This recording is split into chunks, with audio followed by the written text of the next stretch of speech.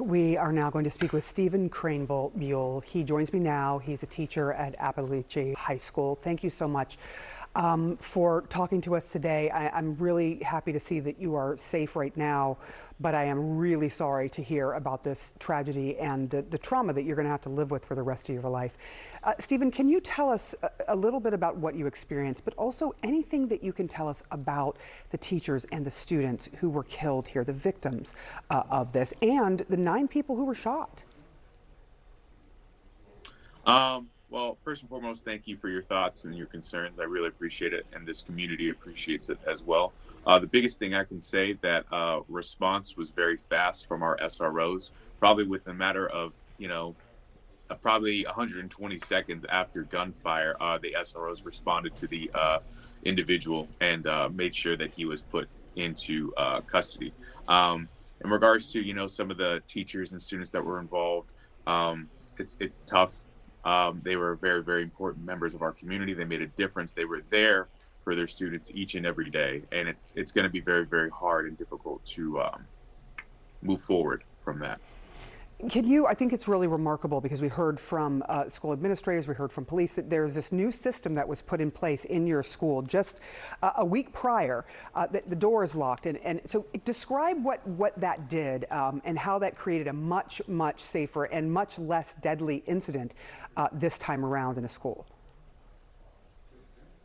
Yes, ma'am. So I believe the program is called Centegix. Basically, every teacher has a little digital card on them where we can press a button where 4 presses gets our admin involved, and then 8 presses of the button gets law enforcement sent to the high school and alerts that there is a physical threat on campus.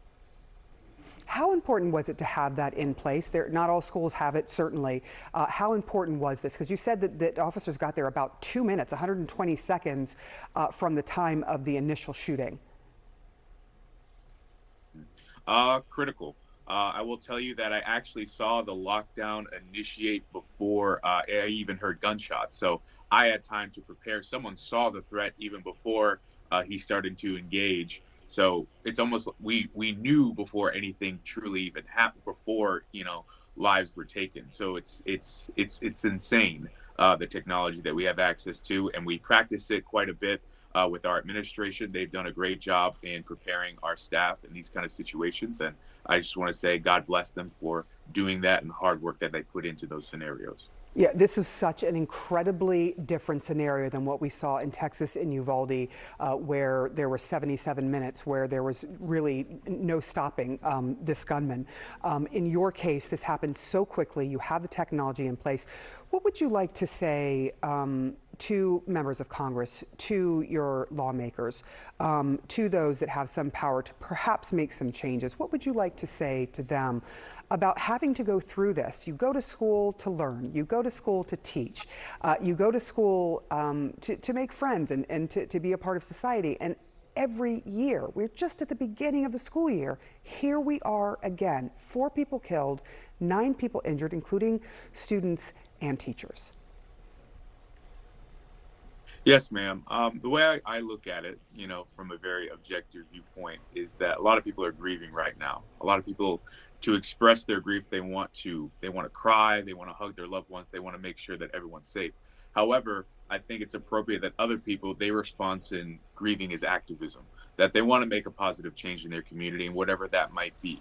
I hope that, there is significant change throughout, hopefully to come in November. And I hope that more legislation can be done to hopefully prevent these situations and keep our children safe. It sounds like the school took matters into their own hands and really put in a system that worked, with the unfortunate and horrible realization that there are people who have been killed and injured, but it is very different from what has happened at other schools. Would you recommend this to other schools around the country? Yes, ma'am, without a doubt in my mind. I think this program that Apalachee instilled upon us at 100% saved lives without a doubt in my mind. I recommend it to any school district. Stephen Craneball, thank you so much for taking the time. I know you were grieving. I know you're going through it. And we just appreciate you coming on and letting the country know what it is that you and those in that school have gone through over the past 24 hours. Appreciate you. With us now is Georgia State Senator Emanuel Jones. He is the chair of the Safe Firearm Storage Committee, which is scheduled to meet this morning. Senator, thanks so much for being with us on that subject. We did learn overnight that authorities went to the suspect's house a year ago, talked to the family because they were concerned about some kind of postings, electronic postings that had been made, and they were told by the parents, yes, there are firearms in this house, but this child does not have access to them. That seems to be right in line with what you're studying. What questions do you have on this? Well, certainly my question is, what led the FBI to go to this young man's home well over a year ago?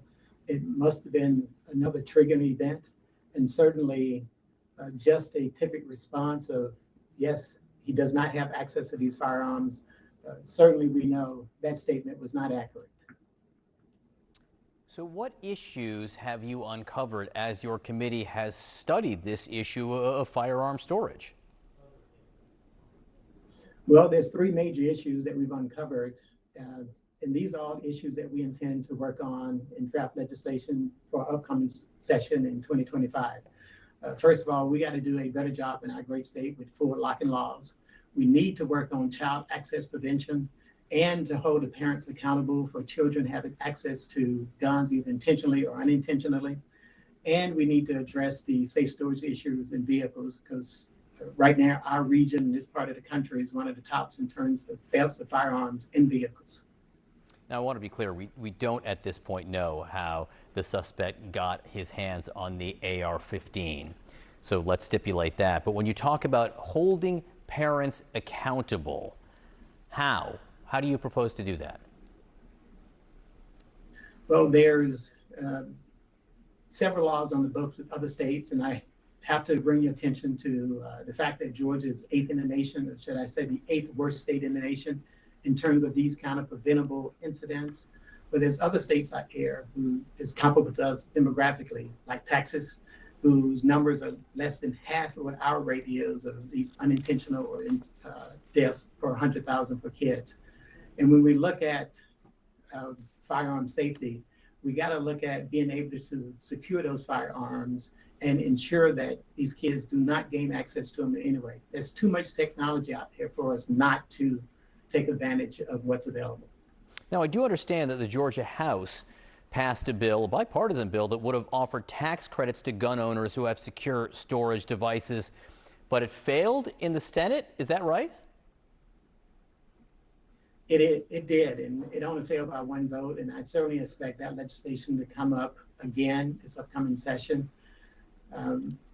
And that is just kind of one aspect of this argument, and tax credits is key to the state being able to drive the momentum toward people using safe storage devices. But the state can't do it all. I think businesses should join with us as well. And I'm certainly going to call on them to do that in my study committee. What about families?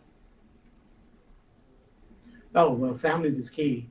And part of a child having access to weapons, if you look at some of this data out there from Everytown and other institutions that study this, you will see that those states that have civil liabilities and even criminal liabilities for the parents and other caretakers of these children, that the rate of these kind of incidents drops significantly. Georgia State Senator Emanuel Jones, the irony, your committee was due to meet today anyway to discuss these issues about safe firearm storage. The need even more pressing now. Thank you very much for being with us. I appreciate it.